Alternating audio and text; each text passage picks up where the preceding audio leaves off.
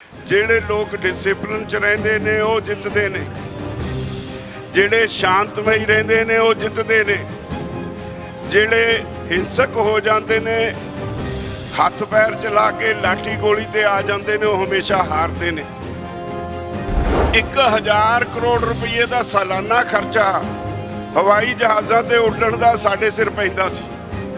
ਅੱਜ ਜਦੋਂ ਇਹ ਅੰਦੋਲਨ शुरू होया ਉਹਦੀ बुद्धि भ्रिष्ट हुई, उन्हें एक 8700 करोड़ का जहाज अपना ही खरीद लिया सरकारी खर्चे ते जिदन का वो जहाज आया उन्हें एक भी उड़ान नहीं भरी, वो एंकर के हेठा खड़ा है। अज RSS नूं वक्त पे है, RSS के मुखी इत्थे दिल्ली च बैठे ने 15 दिनों तो, पता नहीं इनू क्यों नहीं समझ आ रही। और किसानां नाल पंगा ले लिया, वो भी उन्हां नाल इन्हां दा पिछोकड़ है भी वो जद अगे वध जांदे ने पिछे कदे मुड़ना जानते ही नहीं। पंजाबी पिछे मुड़न वाले नहीं।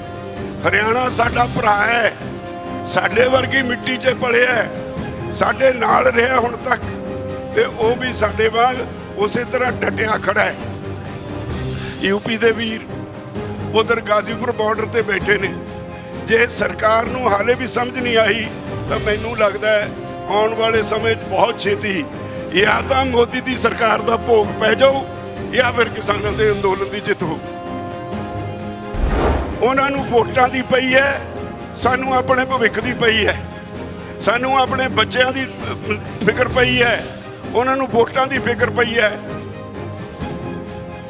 बहुत ही सत्कारयोग ਸਿੰਘੂ ਬਾਰਡਰ ਦੀ ਸਾਡੇ ਲਈ ਇਹ ਪਵਿੱਤਰ ਧਰਤੀ ਉੱਤੇ ਸੰਘਰਸ਼ ਕਰ ਰਹੇ ਕਿਸਾਨ ਭਰਾਵੋ, ਭੈਣੋ, ਬੱਚਿਓ, ਨੌਜਵਾਨੋ, ਸਭ ਤੋਂ ਪਹਿਲਾਂ ਫਤਿਹ ਅਰਜ਼ ਕਰਦਾ ਵਾਹਿਗੁਰੂ ਜੀ ਕਾ ਖਾਲਸਾ ਵਾਹਿਗੁਰੂ ਜੀ ਕੀ ਫਤਿਹ। ਮੈਂ ਖਿਮਾ ਚਾਹੁੰਦਾ, ਕਾਫੀ ਦਿਨਾਂ ਤੋਂ ਸਿਹਤ ਠੀਕ ਨਹੀਂ ਸੀ, ਹਸਪਤਾਲਾਂ ਦੇ ਚੱਕਰ ਕੱਟਦਿਆਂ ਤੁਹਾਡੇ ਵਿੱਚ ਗੈਰ ਹਾਜ਼ਰ ਰਿਹਾ, ਪਰ ਮਨ ਇੱਥੇ ਹੀ ਸੀ। ਮੈਂ ਇਸ ਗੱਲ ਲਈ ਤੁਹਾਨੂੰ ਵਧਾਈ ਦਿਆਂਗਾ, ਤੁਸੀਂ ਦੁਨੀਆ ਦਾ ਇਤਿਹਾਸ ਰਚ ਦਿੱਤਾ ਹੈ। ਮੈਂ ਭਾਵੇਂ ਹਸਪਤਾਲ 'ਚ ਸੀ, ਮੈਂ ਭਾਵੁਕ ਹੋ ਜਾਂਦਾ ਸੀ ਜਦੋਂ ਮੈਨੂੰ ਵਿਦੇਸ਼ਾਂ ਦੀਆਂ ਯੂਨੀਵਰਸਿਟੀਆਂ ਤੋਂ ਟੈਲੀਫੋਨ ਆਉਂਦੇ ਸੀ, ਅਸੀਂ ਰਿਸਰਚ ਕਰਨ ਆਉਣਾ ਹੈ, ਕੋਈ ਕਹਿੰਦੇ ਸੀ ਅਸੀਂ ਫਿਲਮ ਬਣਾਉਣੀ ਹੈ।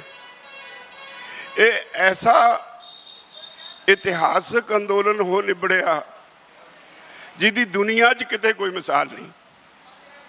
ਮੈਂ ਇੱਕ ਗੱਲ ਹਮੇਸ਼ਾ ਤੁਹਾਨੂੰ ਕਹੀ ਹੈ ਔਰ ਤੁਸੀਂ ਉਹਦੇ ਤੇ ਅਮਲ ਕੀਤਾ, ਇਸੇ ਕਰਕੇ ਸ਼ਾਇਦ ਅਸੀਂ ਅੱਜ ਤੱਕ ਇਸ ਅੰਦੋਲਨ ਨੂੰ ਇਸ ਥਾਂ ਤੇ ਲੈ ਕੇ ਆਏ ਹਾਂ।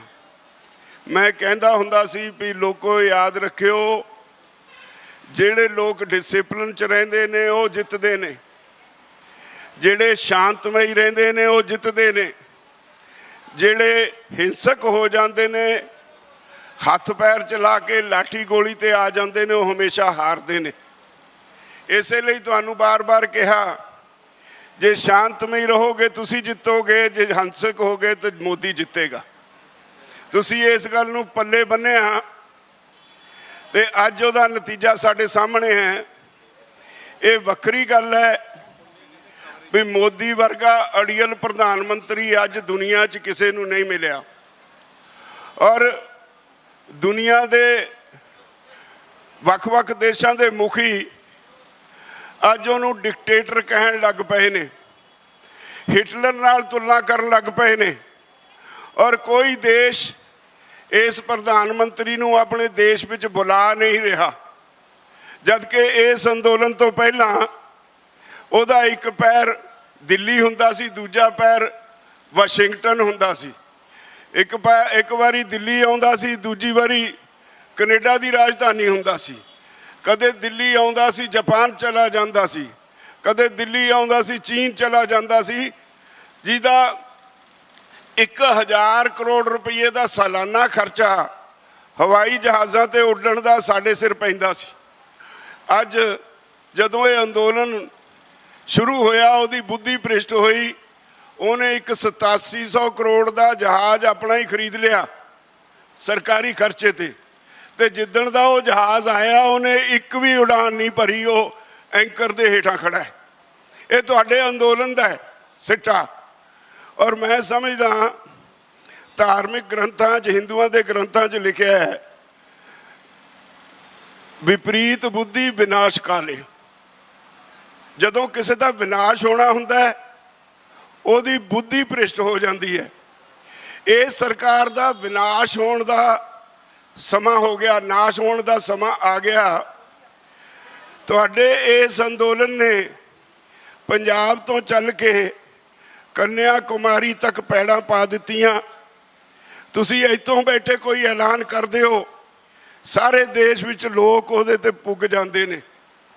ਇਹਨਾਂ ਦੀ ਨੀਂਦ ਹਰਾਮ ਹੋਈ ਹੈ, ਪਰ ਜਿੱਦੀ ਹੈ। ਅੱਜ RSS ਨੂੰ ਵਕਤ ਪਿਆ। RSS ਦੇ ਮੁਖੀ ਇੱਥੇ ਦਿੱਲੀ 'ਚ ਬੈਠੇ ਨੇ 15 ਦਿਨਾਂ ਤੋਂ। ਪਤਾ ਨਹੀਂ ਇਹਨੂੰ ਕਿਉਂ ਨਹੀਂ ਸਮਝ ਆ ਰਹੀ। ਔਰ ਕਿਸਾਨਾਂ ਨਾਲ ਪੰਗਾ ਲੈ ਲਿਆ, ਉਹ ਵੀ ਉਹਨਾਂ ਨਾਲ ਜਿਨ੍ਹਾਂ ਦਾ ਪਿਛੋਕੜ ਇਹ ਹੈ ਵੀ ਉਹ ਜਦ ਅੱਗੇ ਵੱਧ ਜਾਂਦੇ ਨੇ ਪਿੱਛੇ ਕਦੇ ਮੁੜਨਾ ਜਾਣਦੇ ਹੀ ਨਹੀਂ। ਅਸੀਂ ਪੰਜਾਬੀਆਂ ਨੇ ਇਸ ਅੰਦੋਲਨ ਦਾ ਧੁਰਾ ਬਣੇ। ਅਸੀਂ ਪੰਜਾਬੀ, ਕੋਈ ਇਹ ਆਸ ਕਰੇ ਵੀ ਅਸੀਂ ਪਿੱਛੇ ਮੁੜ ਜਾਵਾਂਗੇ, ਉਹ ਬੇਵਕੂਫਾਂ ਦੀ ਦੁਨੀਆ ਵਿੱਚ ਵਸਦਾ ਹੋਏਗਾ।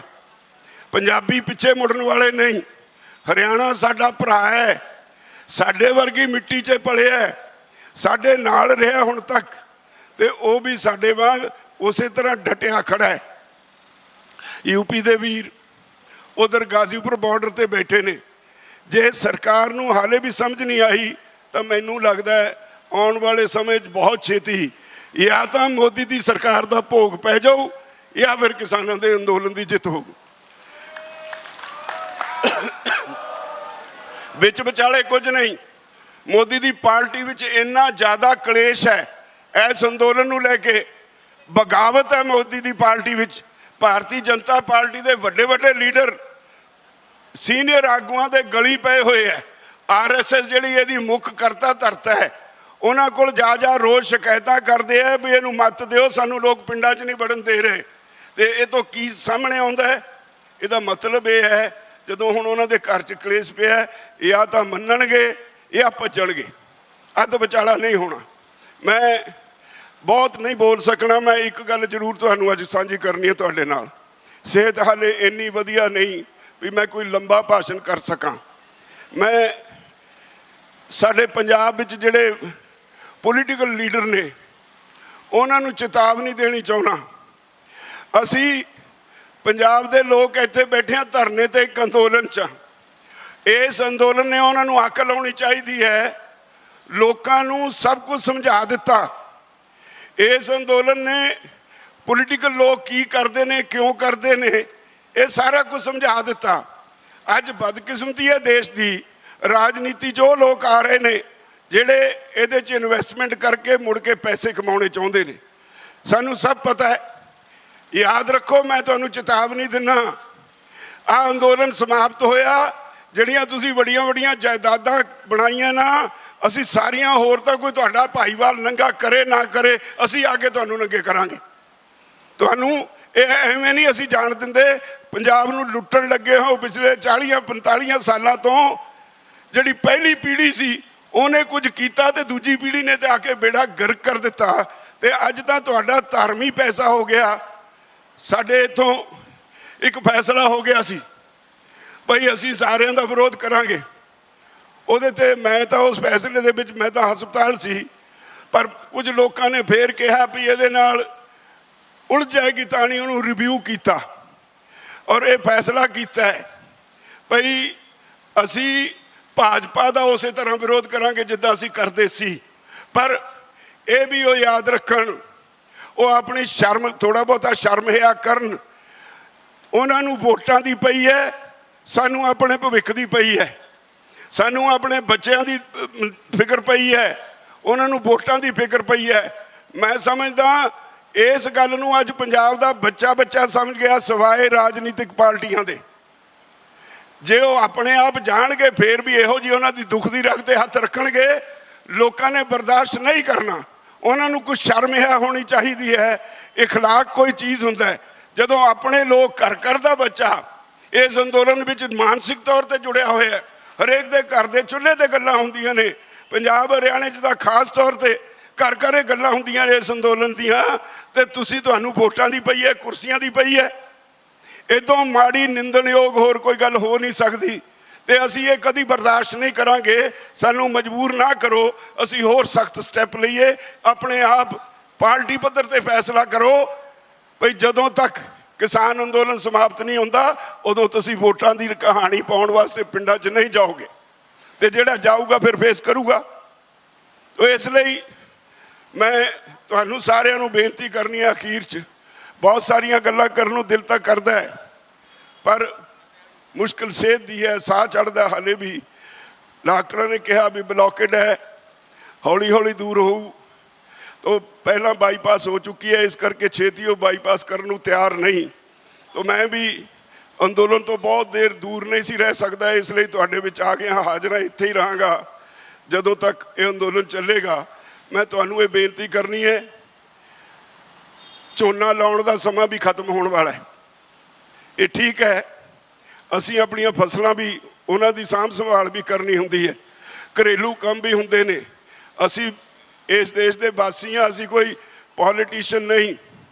ਤੇ ਅਸੀਂ ਝੋਨਾ ਲਾ ਕੇ ਜਿਨ੍ਹਾਂ ਨੇ ਲਾ ਲਿਆ ਉਹਨਾਂ ਨੂੰ ਫੇਰ ਚਾਹੀਦਾ ਵਾਪਸ ਇੱਥੇ ਆਉਣ ਲਈ, ਮੋਰਚੇ ਨੂੰ ਵੱਡੇ ਜਥੇ ਬਣਾਉਣ ਔਰ ਇੱਥੇ ਆ ਕੇ ਆਪਣੀ ਜ਼ਿੰਮੇਵਾਰੀ ਸਮਝਣ। ਤੇ ਬਾਕੀ ਜਿਹੜੇ ਪਿੰਡਾਂ 'ਚ ਭਰਾ ਬੈਠੇ ਨੇ ਉਹਨਾਂ ਨੂੰ ਆਪੋ ਆਪਣੇ ਪਿੰਡ ਦੇ ਲੰਗਰ ਤੋਂ ਉਹਨਾਂ ਦੀਆਂ ਜ਼ਰੂਰਤਾਂ ਦਾ ਜਿਹੜਾ ਉਹ ਪਤਾ ਕਰ ਲੈਣਾ ਚਾਹੀਦਾ। ਜੋ ਚੀਜ਼ ਚਾਹੀਦੀ ਹੈ ਉਹਦੀ ਜਿਸ ਤਰ੍ਹਾਂ ਅੱਗੇ ਆ ਰਹੀ ਹੈ, ਸਾਨੂੰ ਮੈਂ ਧੰਨਵਾਦੀ ਹਾਂ ਉਹਨਾਂ ਦਾ, ਕਦੇ ਕਿਸੇ ਚੀਜ਼ ਦੀ ਕਮੀ ਨਹੀਂ ਆਉਣ ਦਿੱਤੀ।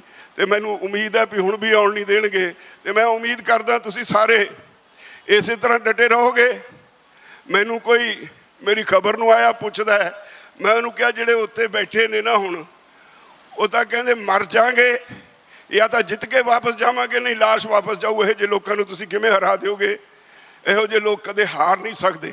ਤੋ ਮੈਂ ਤੁਹਾਡਾ ਸਾਰਿਆਂ ਦਾ ਬਹੁਤ ਧੰਨਵਾਦੀ ਹਾਂ। ਤੁਸੀਂ ਜਿਸ ਤਰ੍ਹਾਂ ਗਰਮੀ ਦੇ ਵਿੱਚ ਇੰਨੀ ਲੂ ਦੀ ਧੁੱਪ ਦੇ ਵਿੱਚ ਜਿੱਥੇ ਤੁਸੀਂ ਬੈਠੇ ਹੋ, ਤੁਸੀਂ ਆਪਣੀਆਂ ਘਰ ਦੀਆਂ ਸੁੱਖ ਸਹੂਲਤਾਂ ਸਾਰੀਆਂ ਛੱਡ ਕੇ ਇੱਥੇ ਆਪੋ ਆਪਣੇ ਤੰਬੂਆਂ ਦੇ ਵਿੱਚ, ਆਪਣੀਆਂ ਟਰਾਲੀਆਂ ਦੇ ਵਿੱਚ ਬੈਠੇ ਹੋ, ਤੇ ਬਹੁਤ ਵੱਡੀ ਕੁਰਬਾਨੀ ਹੈ, ਬਹੁਤ ਵੱਡੀ ਕੁਰਬਾਨੀ ਹੈ। ਇਹ ਕੁਰਬਾਨੀ ਕਿਸੇ ਕਿਸੇ ਦੇ ਲੇਖੇ ਆਉਂਦੀ ਹੈ। ਮੈਂ ਉਮੀਦ ਕਰਦਾ ਇਸੇ ਤਰ੍ਹਾਂ ਜਾਰੀ ਰੱਖੋਗੇ। ਵਾਹਿਗੁਰੂ ਜੀ ਕਾ ਖਾਲਸਾ, ਵਾਹਿਗੁਰੂ ਜੀ ਕੀ ਫਤਿਹ। ਪੰਜਾਬ ਅਤੇ ਪੰਜਾਬੀਅਤ ਨਾਲ ਜੁੜਿਆ ਹਰ ਮੁੱਦਾ, ਹਰ ਖਬਰ ਨਿਰਪੱਖ ਤਰੀਕੇ ਨਾਲ ਤੁਹਾਡੇ ਤੱਕ ਪਹੁੰਚਣ ਦੀ ਕੋਸ਼ਿਸ਼ ਵਿੱਚ ਤੁਸੀਂ ਵੀ ਦੇਵੋ ਸਾਡਾ ਸਾਥ। ਤਾਂ ਹੁਣੇ ਲਾਈਕ ਕਰੋ ਸਾਡਾ ਫੇਸਬੁੱਕ ਪੇਜ, ਸਬਸਕ੍ਰਾਈਬ ਕਰੋ YouTube ਤੇ ਅਤੇ ਫੋਲੋ ਕਰੋ ਇੰਸਟਾ ਅਤੇ ਟਵਿੱਟਰ ਤੇ ਨਿਰਪੱਖ ਪੋਸਟ। ਖਬਰ ਦੀ ਨਿਰਪੱਖ ਆਵਾਜ਼। ਵਿਜ਼ਿਟ ਕਰੋ www.nirpakhpost.com।